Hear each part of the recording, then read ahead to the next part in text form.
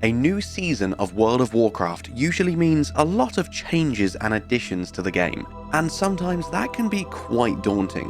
So, over the next few minutes, I shall be providing you with a rundown and a guide to Season 4 to help you digest everything on offer so you can get stuck in and reap all the rewards this new season has to offer. But my friends, before we get into that, please indulge me for just a moment by answering the following question. Have you ever been in this situation?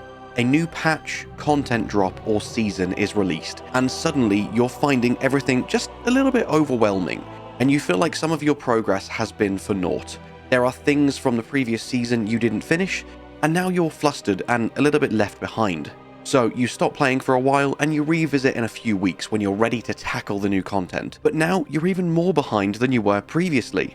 If so, fear not, for you have just potentially found your new favourite place.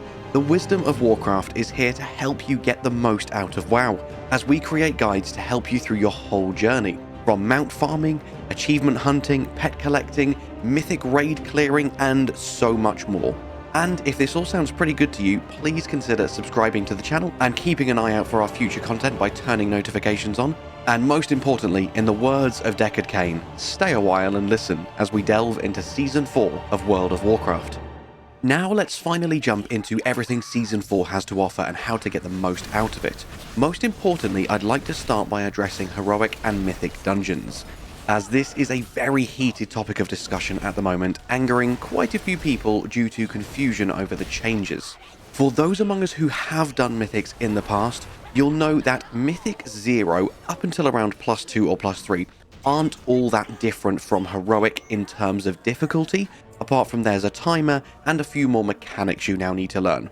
However, that has all changed in Season 4, and Mythic +0 for this season is around the equivalent difficulty of what would have been Mythic +10, albeit without the timer.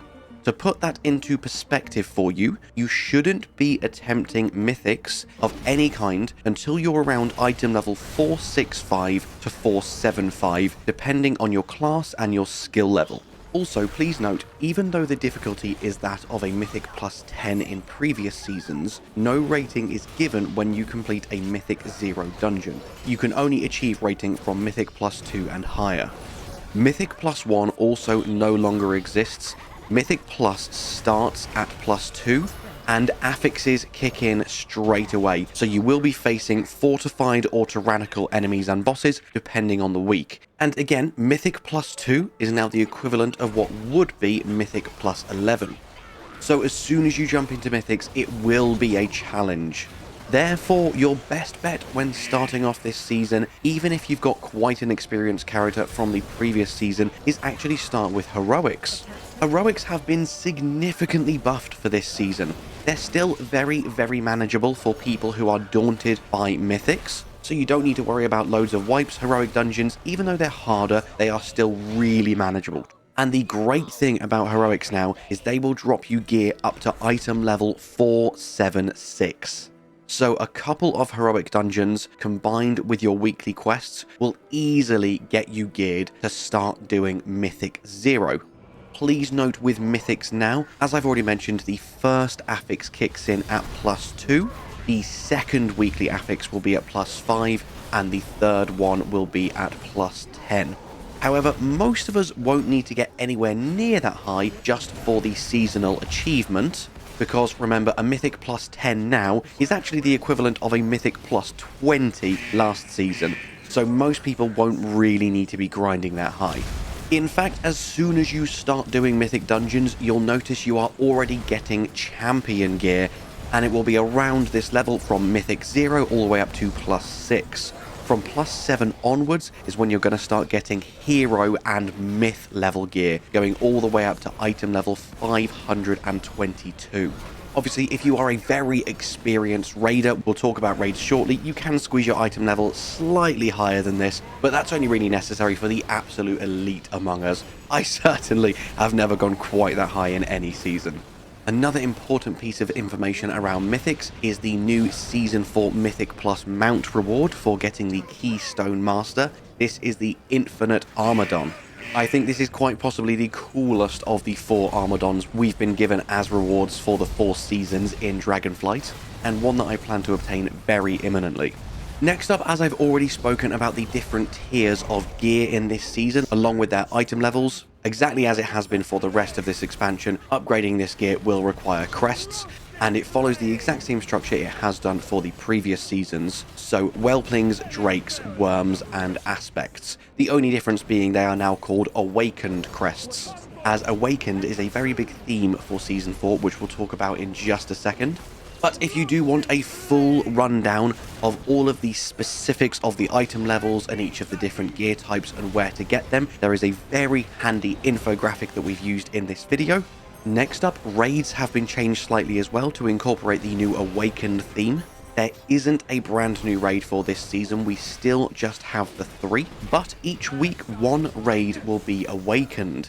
This means that enemies will be stronger and drop better loot than the other non-awakened raids for the week. This applies to all 4 versions of the raids, being Looking for Raid, Normal, Heroic, and Mythic.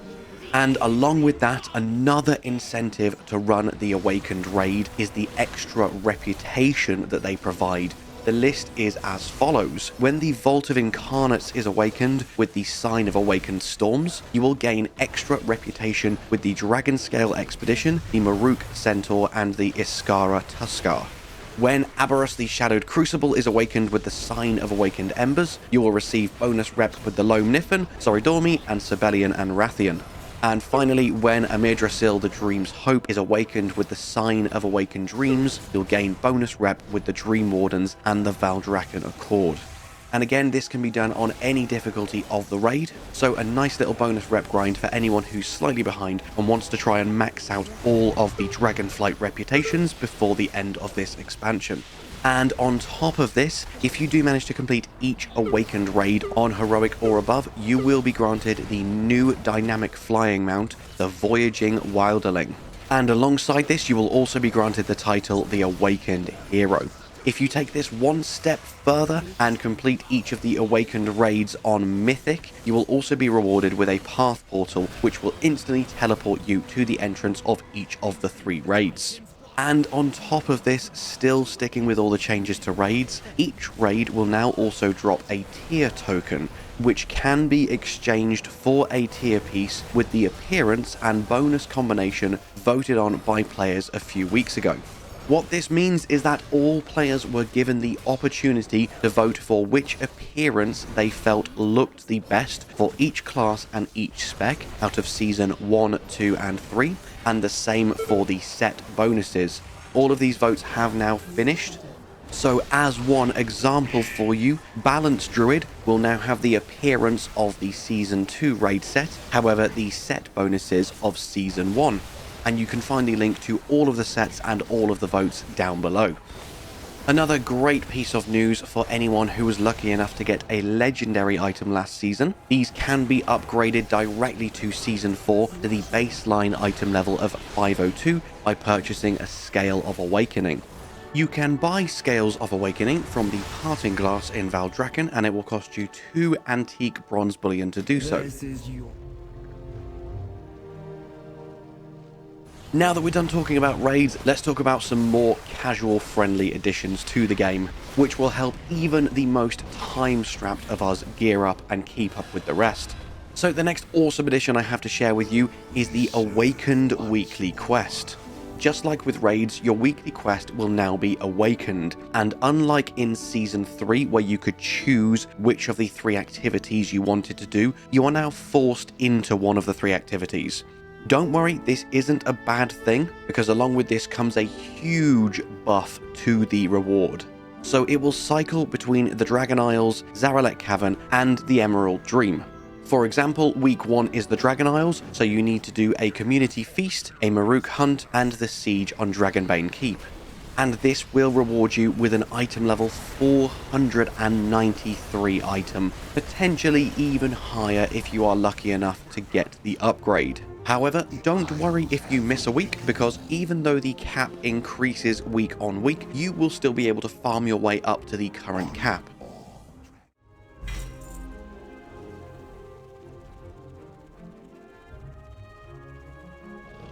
On top of that, we also have a new currency called the Antique Bronze Bullion, which alongside it has introduced a plethora of new items.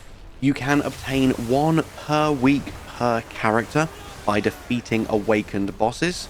Talking of bullions, for the more casual among us, the good news is that they can drop from all difficulty levels of the currently awakened raid. So this does include LFR. However, please note, after some testing, it appears that they are not a guaranteed drop from every boss, so some may get luckier than others. However, don't worry if you miss a week, because this cap increases week on week, and you can always farm your way up to the current cap. So, for example, if you go into week 3 and you only have 1 of the Antique Bronze Bullion, you can still defeat awakened bosses for the current week to gain the extra 2, bringing you to the current maximum of 3 for that week. And these can be exchanged for various weapons and items from vendors in the Parting Glass in Valdrakken. I have all the time in the Isles.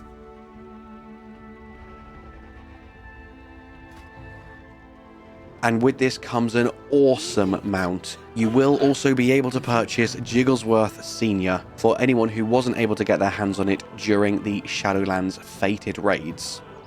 PvPers also have a few new mounts to look forward to: the Vicious Dream Talon mount for Rated Arena and Battlegrounds, and the Draconic Gladiator's Drake for achieving the rank of Gladiator in Season 4.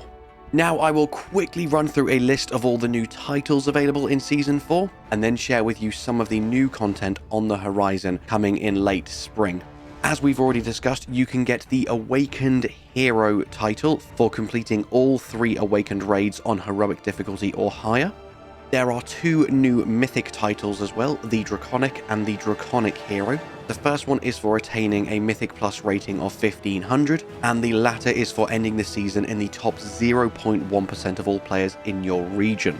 Northrend Dragonflying races are now fully up and running as well, and you can get the Northrend Racer title for obtaining gold in all Northrend races.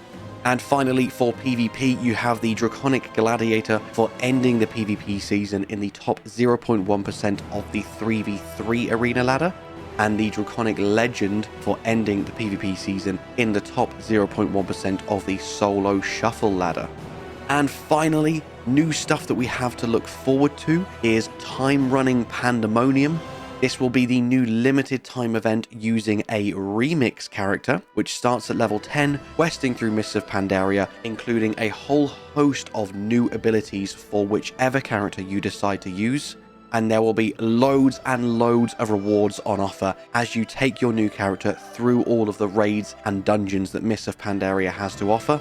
And you can gather dozens of cosmetics, mounts, and more rewards that you can then take with you into retail once the season ends.